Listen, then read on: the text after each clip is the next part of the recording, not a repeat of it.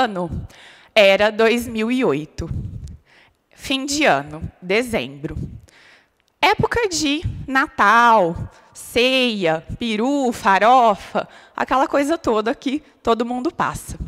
A minha mãe, procrastinadora, a família inteira, como sempre, deixou para ir no mercado no dia 23 de dezembro. E falou, vamos comigo? Eu falei, óbvio, vamos.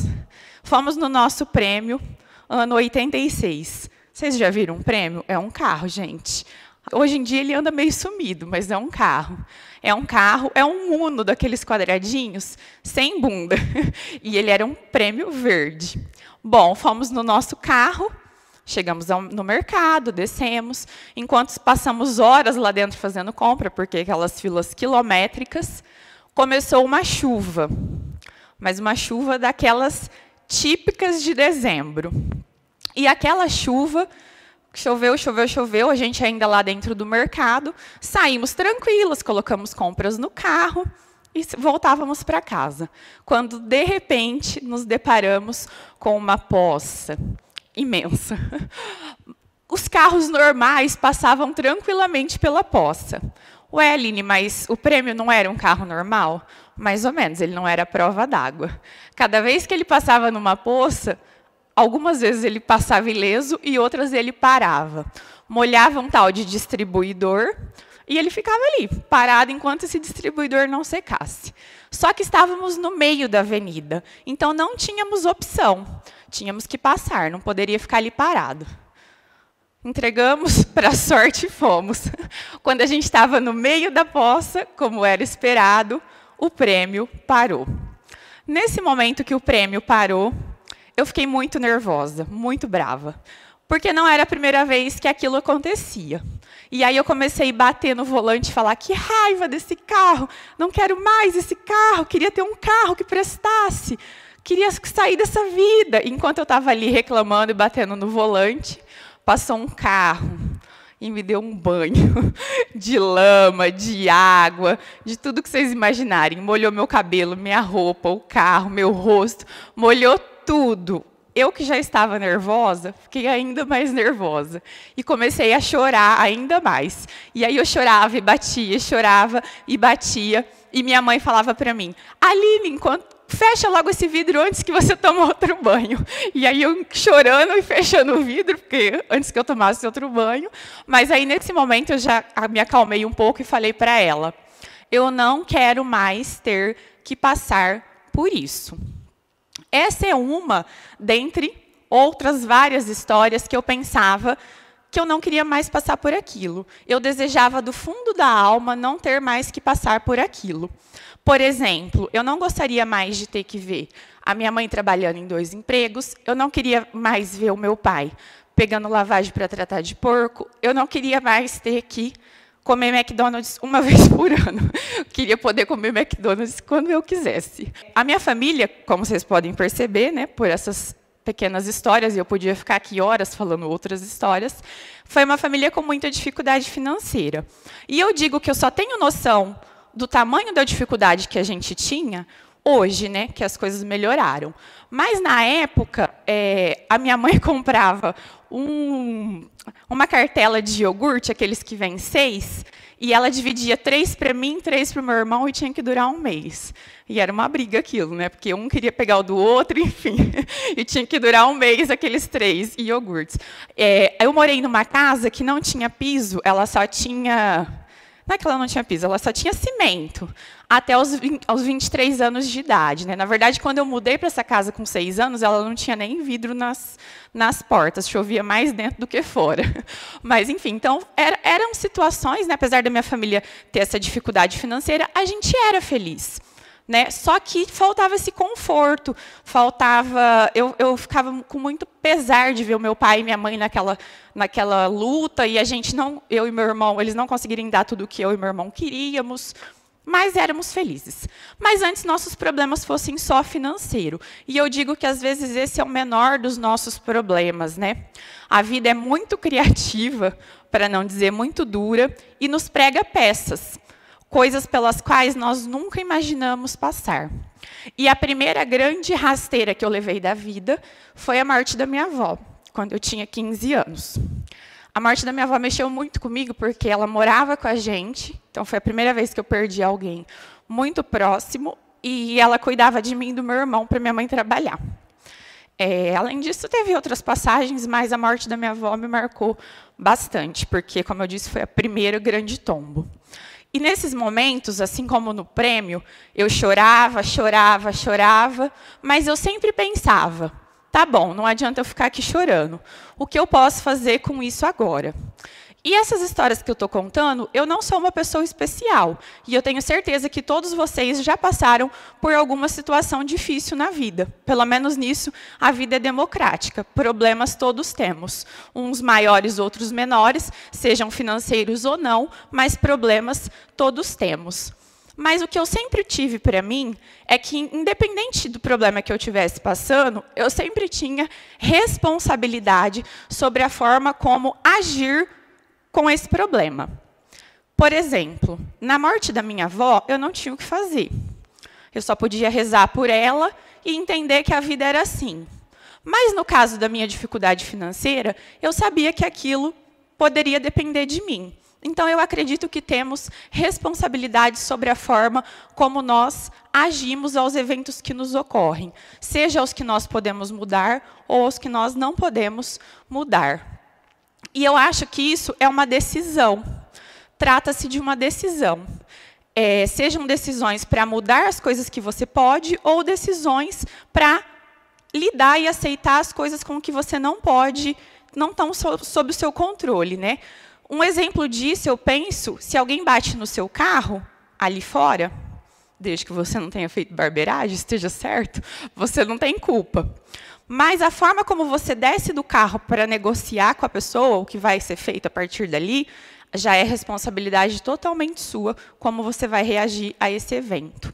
Então, essa coisa da decisão, eu acredito que ela está, inclusive, ligada a você decidir onde você quer chegar, os sonhos que você quer realizar. E como na história do prêmio, né, eu sempre pensava, o que eu posso fazer para mudar essa situação? Eu sempre gostei de estudar. Então, eu pensei, a forma que eu vou melhorar a minha vida financeira é estudando, porque é uma coisa que eu gosto e que eu sei fazer. E eu tinha, nessa época, né, eu estava no ensino fundamental, não, do prêmio eu já estava no mestrado até, mas nessa época, eu estava no, que eu pensava isso, eu estava no ensino fundamental ainda. E eu pensei, eu vou estudar na melhor escola pública do ensino médio de São José do Rio Preto, que é a cidade onde eu nasci e me criei, que era a Et Filadélfio Gouveia Neto. Para entrar nessa escola, eu precisava passar num vestibulinho, que era tipo um vestibular, mas para entrar na escola. E eu estudei muito, consegui provas, na época não tinha recurso, internet, nada. Consegui provas antigas, estudei muito e passei. Só que engraçado que antes de eu passar, eu sempre passava em frente lá do colégio e falava para quem estivesse comigo. Um dia eu ainda vou estudar nessa escola, um dia eu ainda vou estudar nessa escola. Eu tinha convicção, eu tinha certeza que eu ia conseguir estudar lá. Por isso eu me dediquei tanto e passei. O mesmo aconteceu quando eu entrei na Unesp, de São José do Rio Preto. Eu fiz matemática na Unesp. Antes de entrar, eu passava em frente e dizia, eu vou estudar aqui, eu vou estudar aqui. Eu tinha uma certeza, eu tinha uma decisão que eu ia estudar ali na Unesp, né? Porque também eu não tinha como estudar em outro lugar, que era o único recurso que eu tinha. Mas tinha ali, universidade pública, de qualidade, que eu sabia que eu poderia mudar a minha vida. E assim foi. A mesma coisa quando eu entrei no mestrado. Antes de entrar no mestrado, na verdade, já na Unesp, minha vida começou a melhorar. Porque ali eu comecei a dar aulas particulares de matemática, eu fiz iniciação científica. Além disso, eu trabalhava, às vezes, de final de semana de promotora de vendas, eu já me virava. Então, no ensino, quando eu estava na graduação, eu já podia me dar o luxo de comer um McDonald's por mês, com o dinheirinho que eu ganhava ali. Então, ali eu vi que já estava fazendo efeito aquela minha dedicação por estudar e por me esforçar. E aí, terminando a faculdade, eu entrei para o mestrado, já ganhei uma bolsa, que era quase o valor do salário da minha mãe. Então, acho que era, na verdade, acho que era igual. E aquilo eu já falei, meu Deus, né? Isso eu estou estudando ainda. E quando eu estava no mestrado, eu descobri que, como mestre, eu poderia ser professora de universidade federal, ainda como mestre. E que eu ia ganhar um salário que seria, acho que 2 ou 3 vezes maior que o que a minha mãe ganhava. E quando eu vi aquilo, eu pensei, meu Deus, eu vou passar. E aí eu cheguei na minha orientadora do mestrado e disse, quando eu terminar o mestrado, eu vou virar professora de universidade federal. E já comecei até a falar para minha mãe, porque como em Rio Preto não tinha, para minha família, eu falava, gente, eu vou ter que ir embora em algum momento, porque eu vou ser professora de universidade federal, e aqui em Rio Preto não tem. E todo mundo ficava meio assim, né? Mas como assim você vai embora? Eu falava, não, eu vou embora, porque vai ser onde eu vou conseguir melhorar nossa vida. E em 2011, eu entrei aqui na UFTM, onde sou professora até hoje. Passei professora de Universidade Federal, me dediquei muito, mas eu tinha certeza que eu ia passar. Na verdade, eu prestei uns 2 ou 3 concursos, acho que esse aqui foi o terceiro. E eu passei, né? Então, eu tinha certeza, eu já tinha decidido. Parece utópico a gente pensar que tudo o que a gente deseja pode acontecer, né? Ah, então eu vou ficar aqui pensando, vou ganhar na Mega Sena, vou ganhar na Mega Sena, e vai acontecer. Não, gente, né? Não é assim. Na verdade, mais ou menos. Eu tenho uma tia que ela queria muito ganhar na Telecena. E ela passou uma vida jogando na Telecena. Toda vez que a gente ia visitar, ela falava, vai, compra uma Telecena para mim. E quando ela estava no fim da vida dela já, tadinha, ela ganhou 5 mil reais. Acho que não pagou nem toda a Telecena que ela jogou, né, que ela comprou, mas ela ganhou. Não, eu estou brincando, né? Não é sobre isso que eu estou falando. Não é sobre esses desejos que dependem do acaso, do aleatório. Eu estou falando sobre o desejo que você tem do fundo da alma, né? Porque também não adianta só querer. Todo mundo quer correr uma maratona, todo mundo quer falar inglês fluentemente, todo mundo quer ficar rico, né? Todo mundo quer tudo isso. Mas a pergunta é, você está disposto a pagar o preço que você tem que pagar, por exemplo, para conseguir correr uma maratona? Por isso que eu falo que é sobre você desejar algo do fundo da alma. Decidir e lutar muito até você conseguir. É você estar disposto a pagar o preço por esses objetivos, né? E eu acredito que é só quando você deseja do fundo da alma que você consegue pagar o preço e não desistir. Mas para não desistir, você vai precisar de força de vontade. Porque eu contando aqui, parece que foi tudo muito fácil, mas não foi. Só eu sei o tanto que eu tive que ralar para estudar, para conseguir chegar onde eu cheguei. Eu passava de domingos a domingos estudando, quando às vezes amigos, parentes, colegas estavam fazendo festa, se divertindo, né? Quando eu já estava na UFTM, que eu decidi fazer doutorado, eu viajava 1.000 quilômetros por semana para conseguir fazer esse doutorado, passava a noite sem dormir. Então, é isso, é você estar disposto a pagar o preço. Então, você precisa ter força de vontade. E eu falo dessa força de vontade porque eu, como professora, também tenho o convívio com os meus alunos e vejo força de vontade em muitos deles. Eu fui professora de um cursinho pré-vestibular para pessoas carentes, quando eu estava no mestrado.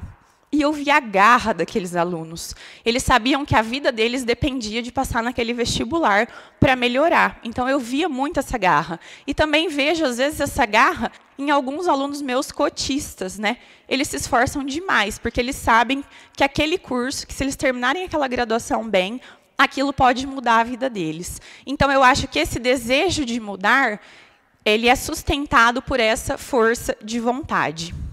E perseverança, né? Porque nem sempre as coisas vão dar certo de primeira. Bom, além de ver essas coisas nos meus alunos, em mim, né, eu via isso muito no meu irmão também.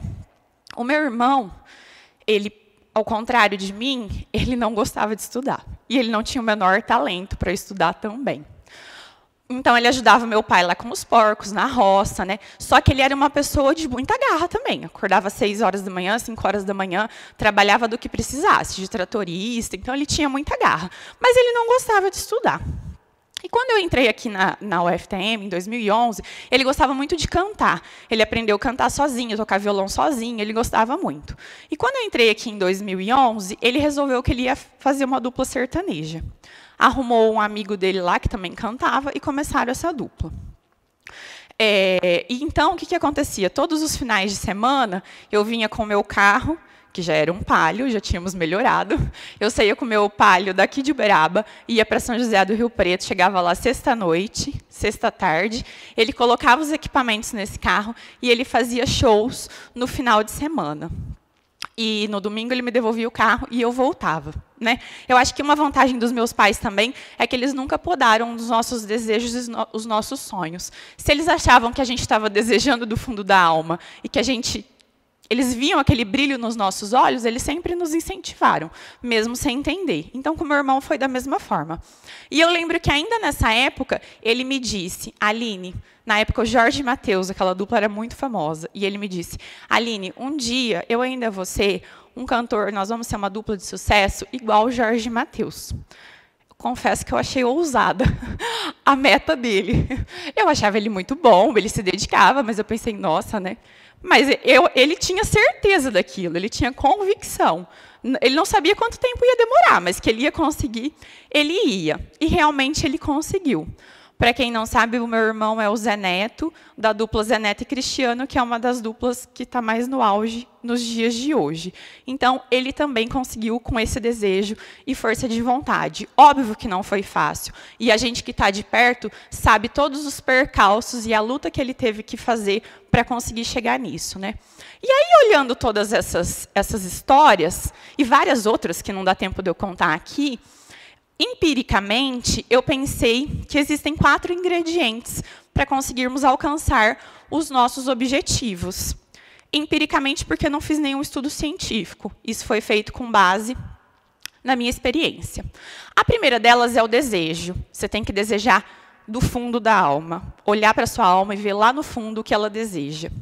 A segunda coisa é decisão. Uma vez identificado esse desejo, você tem que decidir que você vai lutar por ele, né? E a decisão também de como você vai reagir às outras coisas, outros eventos que a vida te oferecer. Então, você tem que decidir. Depois, você tem que ter força de vontade, porque você vai precisar se esforçar muito, muito mesmo, até nos momentos mais difíceis. E, por último, perseverança. Resiliência, eu diria, de não desistir quando a coisa ficar muito difícil. Ah, Aline, mas todo mundo consegue o que quiser desse jeito? Depende. Por que você não virou cantora? Eu jamais seria cantora, porque não é um desejo do fundo da minha alma. Mas se você ouvir lá no fundo da sua alma, eu tenho certeza que esses ingredientes possibilitarão você conquistar o que ela está te dizendo.